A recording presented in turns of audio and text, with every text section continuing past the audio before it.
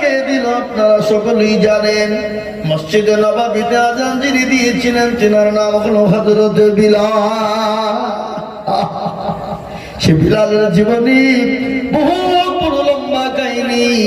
হযরত বিলাল কলমা পড়ার জন্য, নামাজ পড়ার জন্য, নবীকে মহব্বত করার জন্য, দ্বীনকে ভালোবাসার জন্য এত অত্যাচার এত জুলুম হয়েছিল। কাফের বেঈমানরা হযরত বিলালের শরীরে প্রত্যেকটা জায়গা আঘাত করেছিল। সে সময় হযরত বিলালকে একটা ওষুধ দেওয়া হতো না, চামড়া গালা খুলে খুলে পড়ে যেত। তারপরও বিলাল আল্লাহ বলতে কখনোই ছাড়ে না।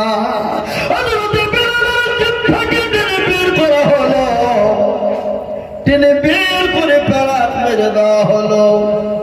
বিলাল একটা বার বল নবীকে চিনি না, একটা বার বল আল্লাহকে মানি না। কারো বড় বিলাল মুখের কাছে কান লাগে বেঈমানরা শুনতো। আবু জাহেল, আবু লাহাব, আবু উতবা হযরতের দিলের ভিতর থেকে, বিলালের দিলের ভিতর থেকে বেরিয়ে আসতো। হ্যাঁ মুসলমান, ওরকম অত্যাচার যদি আজকে আমাদের উপরে হতো, আমরা নামাজ কবি ছেড়ে দিতাম, মসজিদ মুখী হতাম না। ঠিক না ধরে বলো, কত কষ্ট দিয়েছে। মুসল্লি সব জমা হয়ে গেল, ফজরের জামাত হয়ে গেল। এ মুসলমান, আজকে তো আমাদের দেশের মানুষ বেলা 8-9টা পর্যন্ত বিছানায় ঘুমায়, ফজরের আযান শুনতে পাই না।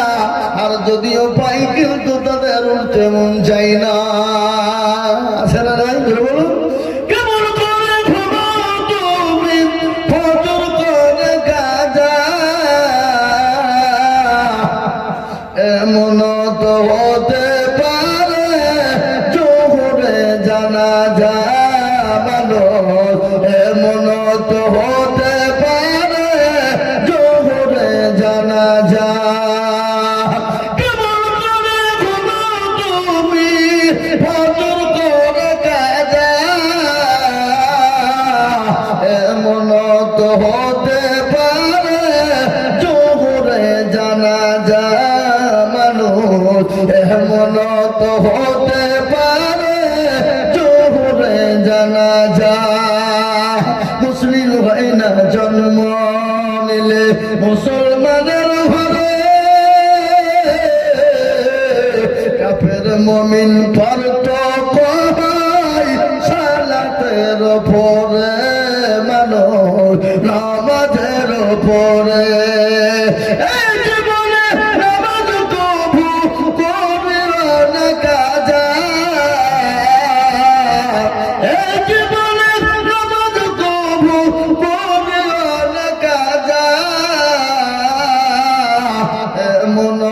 হতে পারে জোহরে জানাজা মানুষ, এমন তো হতে পারে জোহরে জানাজা।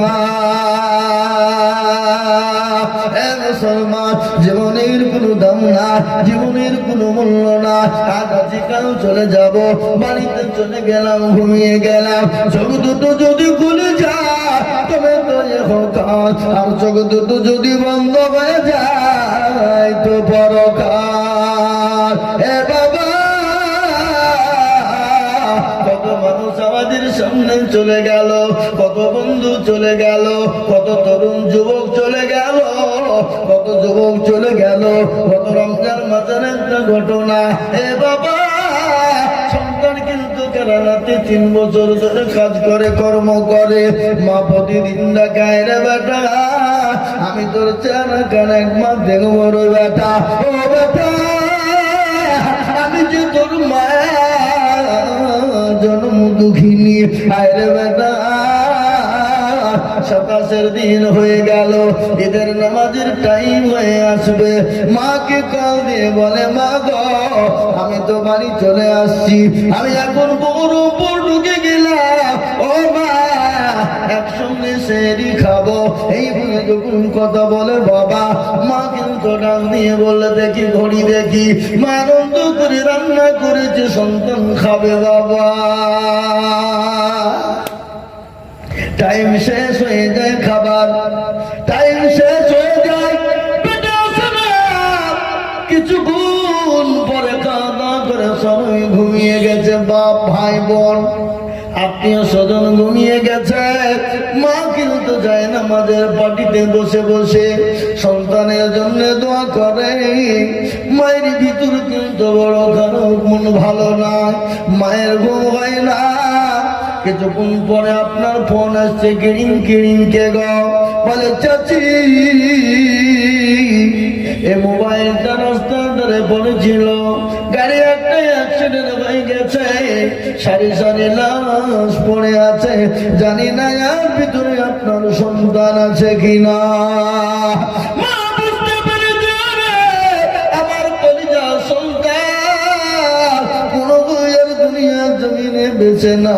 স্বামীকে ডাকলেন, ছেলে মেয়েকে ডাকলেন, সবাই দলে দলে উঠলো, তাড়াতাড়ি করে অ্যাম্বুলেন্স নিয়ে চলে গেল বাবা। রাতে বসতে এক পরে এক পলাশের মুখ কান উপরে উঠে দেখে মুখ ঢাকা আছে, বেটা না। শেষের দিকে কাপড় খানা চলে দেখে কলিজার টুকরা সন্তান এহ জগতে আর বেঁচে না। বেটা মা বাপুল বাপর বেটা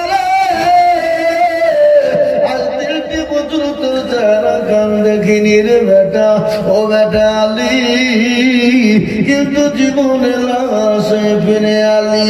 মা পাগল হয়ে গেছে, অ্যাম্বুলেন্স লাশ নিয়ে বাড়িতে ঢুকে মা বলছে কার কপাল ফুলল রে। কিছুক্ষণ পরে দেখে নিজের পরিচয় সন্তান।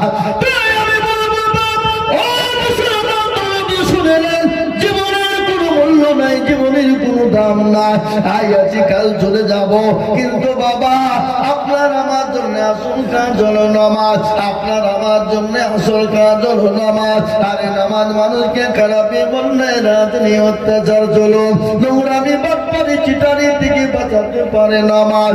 আল্লাহর কোরআন বলেছে ইন্না সলাতা তানহা আনিল ফাহশাই ওয়াল মুনকার।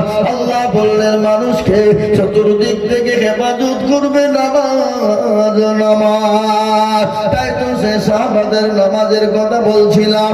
হযরত বিলালের আযান হয়ে গেল মসজিদে নববীতে, সমস্ত সাহাবারা হাজির হয়ে গেলে আল্লাহ নবী বলেছিলেন আব্দুল্লাহ আনসারীকে যেতে দিও না বলে বসবে। আব্দুল্লাহ আনসারী বসে গেলেন, বিশ্ব নবীর দরবারে সাহাবায়ে কেরামদের কাছে বসে গেলেন। আল্লাহ নবী সাহাবাদের সামনে বললেন আব্দুল্লাহ, ও আব্দুল্লাহ আনসারী বলো তুমি কেন কোরআনের মজলিসে বসো না? বলে নবী গো, আমি মনে করেছিলাম জীবনেও কোনোদিন কাউকে বলবো না, কিন্তু ইয়া রাসূলুল্লাহ আজ আপনি জিজ্ঞাসা করেছেন, আমি না বলেও থাকতে পারি না। বলে কি হয়েছে একটু বলবার? বলে ইয়া রাসূলুল্লাহ আমি আপনার পেছনে মসজিদে নববীতে জামাতে নামাজ পড়ে আমি সঙ্গে সঙ্গে বাড়ি কেন চলে যাই? বলে কেন চলে যাও? বলে নবী গো, আমার বাড়িতে দ্বিতীয় কোনো কাপড় নাই গো নবী।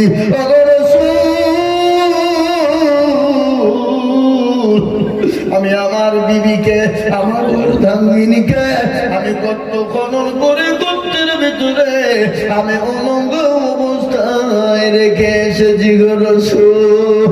নবী গো, আমি তাড়াতাড়ি করে বাড়ি চলে যাই।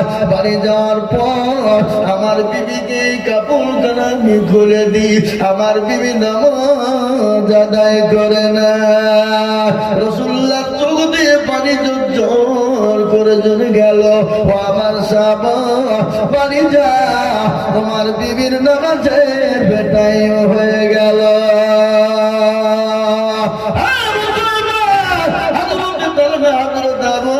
তিনি বাড়ি চলে গেলেন।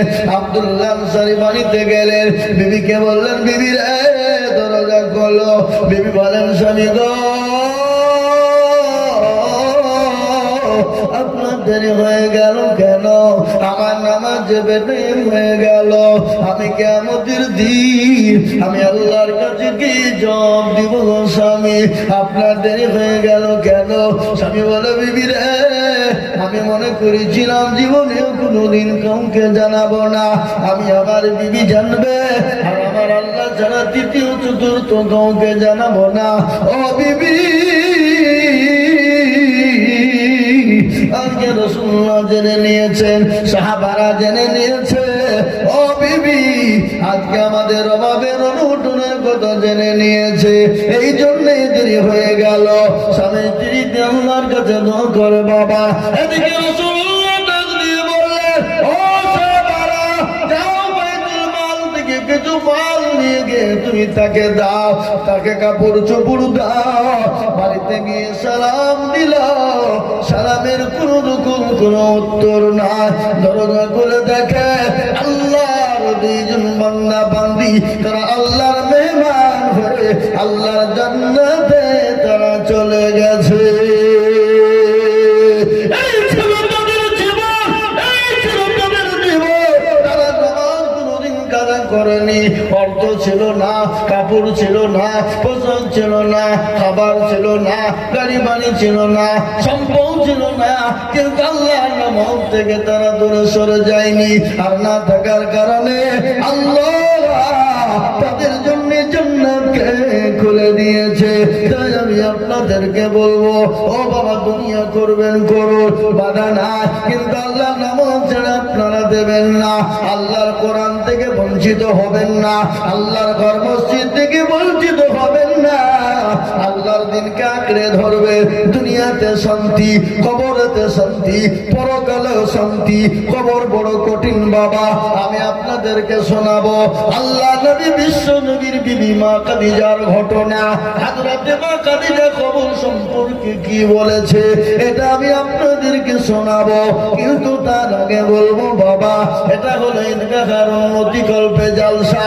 আমি আপনাদের কাছে একবার হাদিস পড়েছি, রাসূলুল্লাহ বলেছেন, মান বানা লিল্লাহি মাসজিদান বানাল্লাহু লাহু বাইতান ফিল জান্নাহ।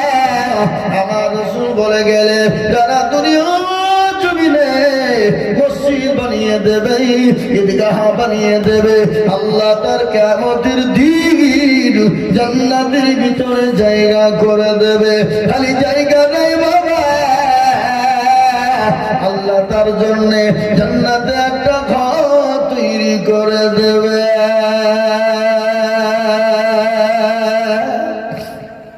আমরা তো জান্নাত যেতে চাই, আমরা তো জান্নাত নিতে চাই, তাই তো তুমি বলে আল্লাহ বড়, আল্লাহ বড়।